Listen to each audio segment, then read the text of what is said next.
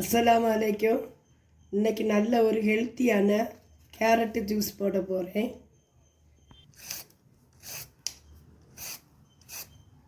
எல்லாத்தையும் சீவியாச்சு.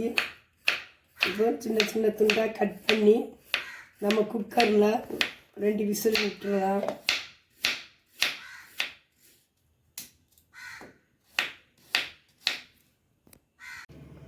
பாதாம் ஒரு 15 போடுதேன். திராட்சை 20, முந்திரி பருப்பு 15, பேரிச்சம்பழம் ஒரு 4.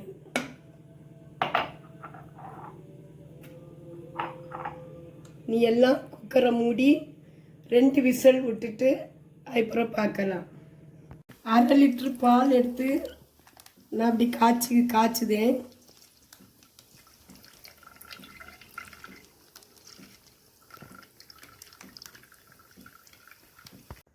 எனக்கு 2 விசில் வந்துட்டு குக்கரை ஓப்பன் பண்ணி பார்க்கும்.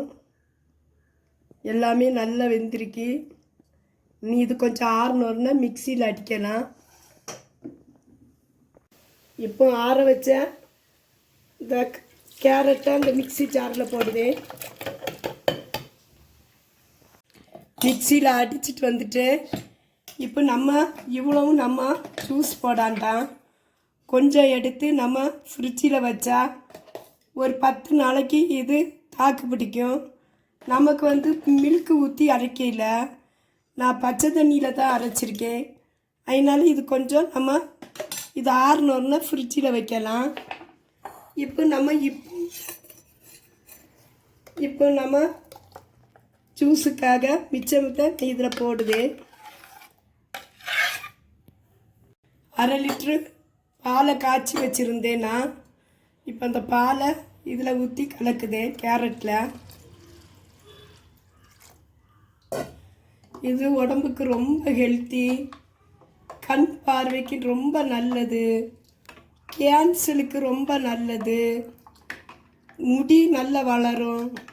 கேரட் ஜூஸு வாரத்துக்கு 2 வாட்டியாவது குழந்தைகளுக்கு பெரியவங்க அடித்து கொடுத்தா ரொம்ப நல்லா இருக்கும். இன்றைக்கி நோன்பு நமக்கு 30. இன்னையோடி நோன்பு ரமலான் முடிய போகுது.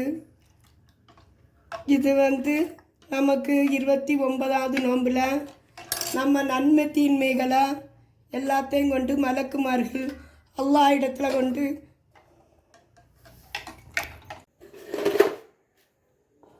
கொஞ்சம் சர்க்கரை போடுதேன்.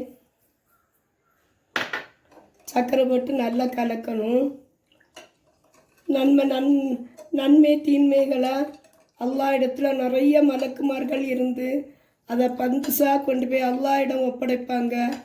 நமக்கு இப்போ ஒரு பவுலில் மாற்றுதேன்.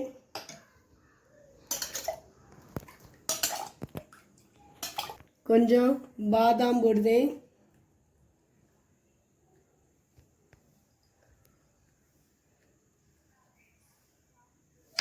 இப்போ பரீட்சை எழுதுதோம். பரீட்சைக்கு மார்க் போடணும்னா யார் போடுவா? டீச்சர் தானே போடுவா. அதே மாதிரி மலக்குமார்க கொண்டு அந்த அவ்வளவு இதையும் கொண்டு நன்மை தீன்மை எல்லாத்தையும் கொண்டு அல்லாஹ் இடத்துல ஒப்படைப்பாங்க. நமக்கு நன்மை தீன்மை எல்லாமே அல்லாஹ் இடத்துல தான் இருக்குது. நம்ம ஒரு வருஷத்துக்கு ஒருக்கையாவது ஒரு நல்ல ஒரு அமலை செய்யணும் அப்படின்னு நான் கேட்குதேன். அஸ்ஸலாமு அலைக்கும். இன்னைக்கு நோன்பு துறக்கைக்கு தவால் உடைச்சுடுதேன். என்னால்